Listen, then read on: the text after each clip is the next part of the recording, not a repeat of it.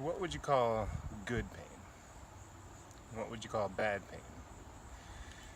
Before you even have a chance to figure out the difference between the two, we're given painkillers. They kill the pain and also cut us off from access to what is actually happening. The thing is that we need more language for sensation.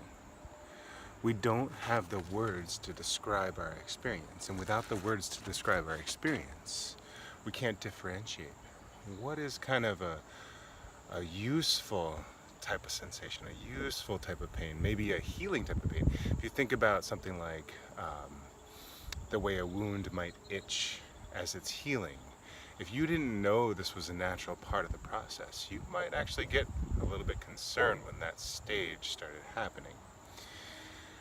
By bringing language into an experience and differentiating good types of pain from bad type of pain, or actually stepping outside of that box completely and not thinking about it as good or bad, but just coming to understand it more, this is a way for us to gain access to our own health and to empower our own selves in our experience. The painkillers come and shut that whole thing down. Now, the thing is I am a fan of painkillers, don't get me wrong. I myself am a painkiller. You come to me as a structural therapist and I'm looking to actually move you away from your pain and into a positive sensation.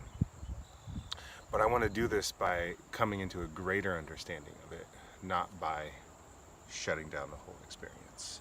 There is a time and a place for painkillers, don't get me wrong. But in many cases, what we're missing is actually language, and that's what I'm getting at. We don't have language for sensation. And what I want to do is I want to bring in things like metaphor, because we could actually sit here and redefine all the different types of meaning behind the word sore, let's say. Okay, there's a post-workout sore, there's a injury type of sore, there's a this type of sore, there's a that type of sore. But that takes a lot of time and effort and agreeing upon definitions and so on and so on. There's a lot of room for error. But if we actually create a temporary story or metaphor woven around the whole experience, we can actually create a context in which to communicate.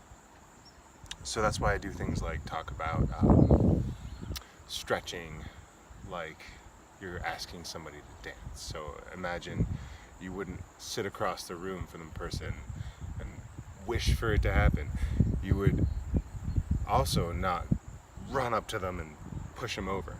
You're going to actually come up to a distance at which you can communicate with them, maybe ask them to dance. And this is what you're looking for. You're looking to dance with your own experience.